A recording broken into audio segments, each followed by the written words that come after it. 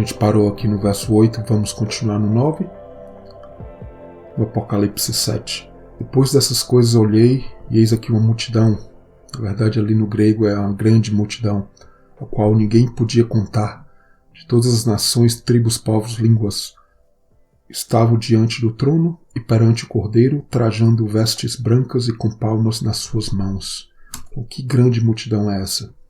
Interessante que, como falei no original em grego, é grande multidão, não apenas multidão. E o que a gente lembra quando a gente vê esse termo grande multidão? A gente vê exatamente esse mesmo termo daquelas pessoas que seguiam Jesus, as grandes multidões, né? A grande multidão que seguia Jesus. Seguiam Jesus, mas apenas os 12 discípulos ali estavam realmente ali próximos de Jesus. Apenas a Jesus ali falava os seus segredos, né? Inclusive a grande multidão, a multidão foi os que escolheram Barrabás em vez de Jesus ali para ser crucificado. Realmente a grande multidão fala de pessoas que estão ligadas a Cristo, ligadas ao Evangelho de Deus, de Cristo, mas que não passaram por esse processo de contagem. A gente vê novamente essa palavra aqui que eu mostrei em estudo anterior.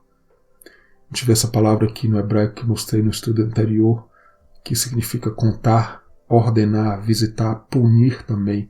Então a contagem realmente é uma separação responsável, oficial também, porque ali no livro de Números, por exemplo, e outras passagens como no reino de Davi, etc., a gente vê essa contagem e separação para um trabalho. Pessoas responsáveis por isso. Então claramente a gente vê um grupo, 144 mil, que foram contados, separados para um trabalho, uma grande multidão. É um termo que a gente vê muito no Novo Testamento. Incontável, né? Grande multidão. Realmente tem um lado ruim e tem um lado bom, porque a bênção de Abraão vai ser cumprida, mas a questão é a hora, né? Chegamos na hora, e a gente vê que ainda não, porque essa grande multidão ainda vai se converter aos caminhos de Deus. Veremos em seguida nos versos aqui do capítulo 7 que a grande multidão passa por uma grande tribulação. A gente vai falar sobre isso. Grande tribulação que a gente vê que é dito a Tiatira que aqueles infiéis vão passar por ela, e realmente a grande multidão passa por ela. Mateus 24, 21 fala também da grande tribulação. Então eles têm palmas nas mãos, que se liga à festa de tabernáculos. A gente vê festa de tabernáculos no Apocalipse 15, as taças, né? Que os fiéis vão estar no templo de Deus, na presença plena de Deus, e nações vão ser julgadas. Infelizmente, a grande multidão faz parte dela. A palmeira é um símbolo belíssimo da festa de tabernáculos, e a palmeira fala realmente dessa grandeza, essa elevação, que tem várias simbologias lindíssimas, inclusive, porque realmente é um trabalho da mão de Deus, realmente é uma árvore que ela está ali no deserto, inclusive, retendo ali a água lá de baixo, e fala de grandeza. Então a grandeza tem um lado ruim, mas tem um lado bom, como tenho falado, Abraão, inclusive, essa bênção que vai se cumprir, e a gente vê ali a partir do Apocalipse até Apocalipse 5, 6, 7, e em seguida a gente vai ver essa grande ligação com a questão de tamanho, né? Grandeza. A grandeza que foi a bênção ali de Abraão, mas a igreja, para receber essa grandeza em nossas vidas, e até em geral na igreja, Deus realmente tem que vir e contar nossas vidas. Então esse contraste da multidão com a contagem, a grandeza com algo que é numerado e contado. A palmeira fala de vitória, força, vida, né? Uma vida realmente provada pelo deserto, tribulação. Nações, tribos, povos, línguas. Então há sempre esse contraste com tribo de Deus. A gente vê isso no Apocalipse, livro de Daniel, por exemplo, também. Por exemplo, no Apocalipse capítulo 1, verso 7, as tribos da terra lamentarão na vinda de Cristo. Também a gente vê coisa similar em Mateus 24, 30. A gente vê essa ligação das tribos do mundo com as tribos de Deus. Realmente a questão de estar fazendo parte da nação celestial de Deus. No Apocalipse 11 a gente vê as duas testemunhas ali profetizando para povos, tribos, línguas, nações que verão seus corpos ali mortos por 3 dias e meio. A gente vai falar mais sobre isso lá na frente. Apocalipse 14 a 19, a gente vê as nações que vão ser regidas com vara de ferro. Aí vão estar prostradas a Deus, a Cristo, a igreja. A prostituta também, águas, nações, línguas. O evangelho também, que será pregado ou é pregado a toda nação, tribo e língua. Então, realmente, essa questão de tribo, realmente somos do povo de Deus ou não, é a grande multidão. Eu acredito realmente que ela representa algo que vai um dia se converter fielmente a Cristo, mas ainda estão ali com uma grande multidão ali nos tempos de Jesus. Seguiam ele pelos milagres, por tudo, mas estavam ainda com o coração distante dele.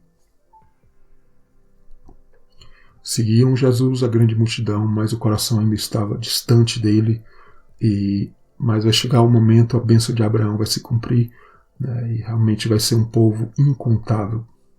Mas Deus vai numerar, né, cada um de nós. E sobre a grande tribulação, não é apenas futuro, é passado, presente e futuro, porque veja só, a grande tribulação não é apenas eventos que vêm para nossas vidas, necessariamente eventos externos que acontecem no mundo, mas existem tribulações no plano individual. Então a gente tem que considerar isso, né? A tribulação é Deus que realmente traz. A gente vê ali na igreja de Tiatira, inclusive Apocalipse 2, Deus traz a correção realmente para aqueles que estão fora da presença de Deus.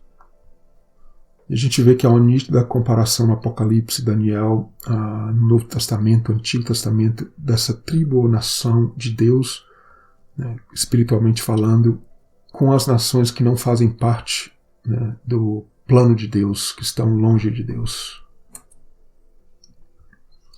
A gente segue aqui nesse próximo link, no mesmo verso, coisas bastante importantes, né? Temas de diminuir, crescer, ser contado, numerado, né? Porque, veja só, os números na Bíblia, como as duas testemunhas aqui, a terceira parte, 3 dias e meio, 42 meses, 1260 dias, 4 cavalos, 5 meses ali os gafanhotos, que a gente vai ver em seguida, 7 selos, trombetas, tem as taças também, o número da besta 666, 200 milhões, o próprio tema de bestas, medir o templo, 12 estrelas, a coroa ali, 7 cabeças, dragão, 10 chifres, todos esses números que a gente vai ver nos selos, trombetas, que estão interligados a esse tema de contagem, numeração, grandeza, ou o oposto disso que é diminuição. Porque Deus vai nos contar e vai começar a usar essa simbologia, na verdade já tem usado, né? As 4 criaturas, 4 animais. Deus já tem até usado essa simbologia anteriormente aqui no Apocalipse, né? 4 animais, os 7 selos, 7 igrejas, 4 cantos, 4 ventos. Então realmente indica que Deus está vindo com uma grande força, uma grande ira, e para nos reduzir.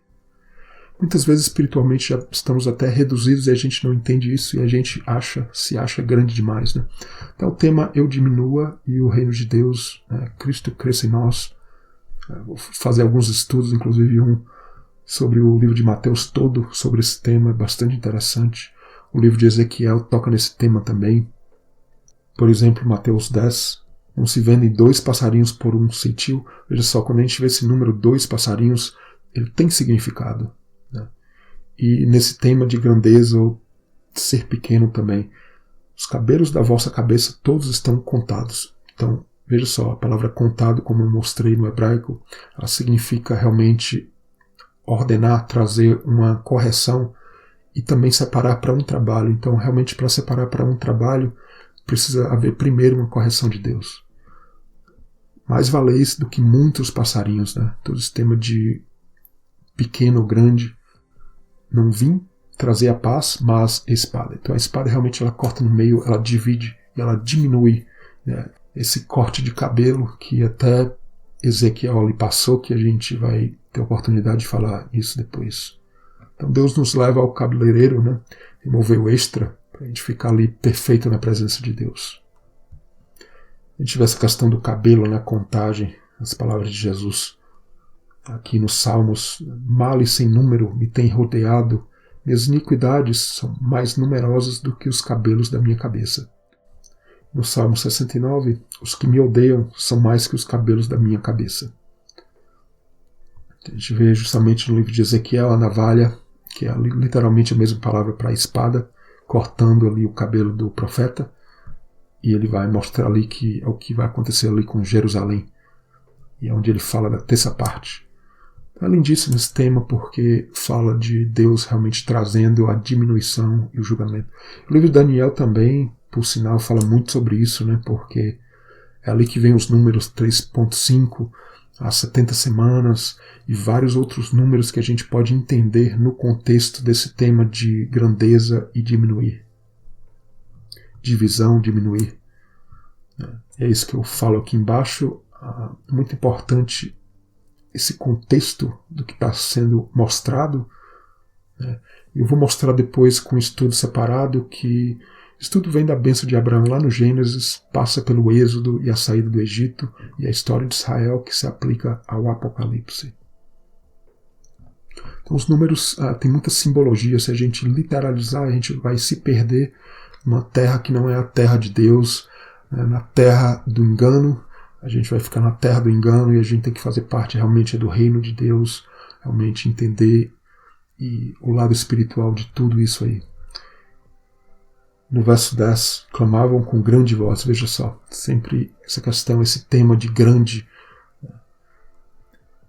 voz dizendo salvação ao nosso Deus que está sentado ao trono e ao Cordeiro. Então essa grande multidão que clama a gente vê justamente quando esse processo é finalizado lá no Apocalipse 19. Né? Porque aqui no Apocalipse 7 a gente vê essa grande voz, realmente Deus vem grandiosamente para aplicar esse julgamento. E essa grande voz é a salvação da grande Babilônia, né, da prostituta, inclusive essa ligação da grande multidão com grande Babilônia. E essa grande multidão ligada à grande Babilônia, grande prostituta, porque é grande porque não aceita a correção de Deus, a numeração de Deus. Engraçado que isso tudo já vem lá desde o Gênesis, né? Mas Deus sempre, por outro lado, vem com uma grande salvação, que é o presente e é o futuro, não apenas o futuro, passado inclusive.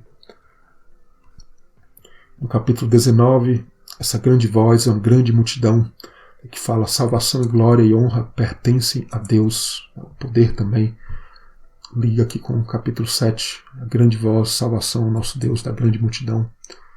Pois julgou a grande prostituta no capítulo 19 aqui.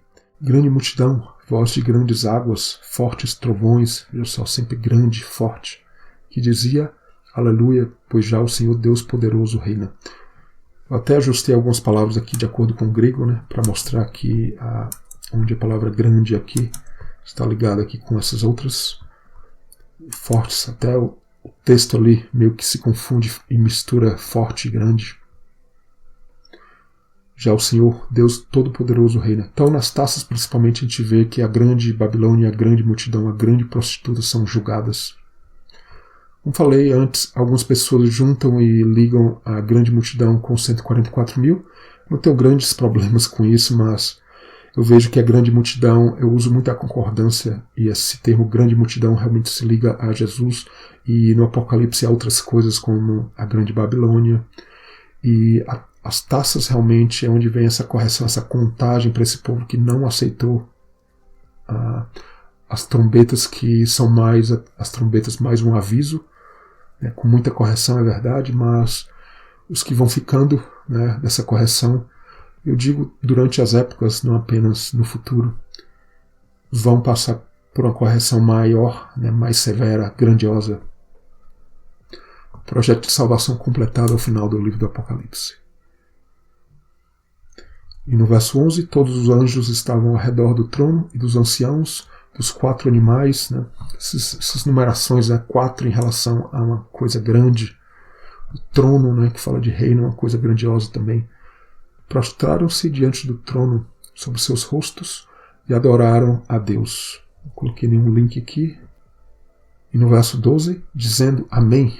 A gente vai ver aqui 7 características. Louvor, glória, sabedoria, ação de graças e honra, poder e força, né? 7. Ao nosso Deus para todo sempre. Amém. Então o que significa o amém? O amém, a palavra amém no hebraico significa suporte, confirmar, que também é a mesma palavra para fé. Inclusive o primeiro amém da Bíblia foi Abraão. Né? Aquela famosa passagem no Gênesis capítulo 15, verso 6. E creu em Deus, né? Yahweh, imputou-lhe isto por justiça. Veja só, e creu. A palavra crer é justamente a palavra amém. Né? Então, a primeira vez, a primeira ocorrência dessa palavra amém foi com Abraão. Ele é o amém. Aqui no Apocalipse a gente vê Jesus como o amém, aquele que realmente suporta, confirma e está ligado à fé também, acredita no projeto de Deus. E Jesus é aquele que vem por acreditar, né? E a gente tem que acreditar que Ele vai trazer as correções necessárias para que a gente possa estar na sua presença. E veja só o 7 aqui. Então é sempre a ligação dos números, né, com essa grandeza de Deus vindo e trazendo correção. 7 igrejas, 7 selos, 7 trombetas, o projeto completo de Deus. E ali no Êxodo, muito lindo, né, quando Moisés vai receber a orientação de Deus para ir a Faraó, e Moisés ali vai dizer: mas o povo de Israel, o Faraó, não vão acreditar que Deus está me enviando, que Yahweh. Quando ele fala a palavra crer ali, por várias vezes, aqui 3, 4, 5, 6 vezes, a palavra amém. Deus vai sempre rebater, né, falando também essa palavra amém. Para que creiam que te apareceu Yahweh, Deus de teus pais. Se eles não te crerem nem te ouvirem, crerão a voz do derradeiro sinal. Então os sinais viriam para que eles crescem. A gente vê o projeto final ali completado em Êxodo 14, quando a grande mão de Deus veio, né, e abriu ali o mar e o povo creu, né, a palavra amém. Então amém, o projeto de Deus. Já mostrei isso anteriormente, o Isaías 65, né, o Deus da verdade, do amém, né, que traz o novo céu e nova terra para nossas vidas. Essa passado não vai ser lembrado. Né. Realmente a gente vai ter a fidelidade e o amém em nossas vidas também, quando o novo céu e nova terra, né, que já pode estar em nossas vidas, vai vir, inclusive para a grande multidão.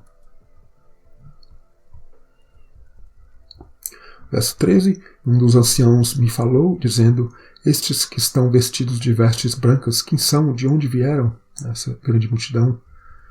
No verso 14, eu disse-lhe: Senhor, tu sabes. E ele disse-me: estes são os que vieram da grande tribulação. Veja só, grande, tribulação grandiosa. Lavaram as suas vestes e branquearam no sangue do Cordeiro. Então, a tribulação grandiosa, sem medidas, né, para numerar e contar o povo. É o modelo da saída do Egito, como a gente vê em Mateus 24, tem um estudo sobre isso também. A tribulação é um lugar, um aperto, né, que faz o filho nascer ali, toda a história do Egito, e Israel, o filho de Deus. Né?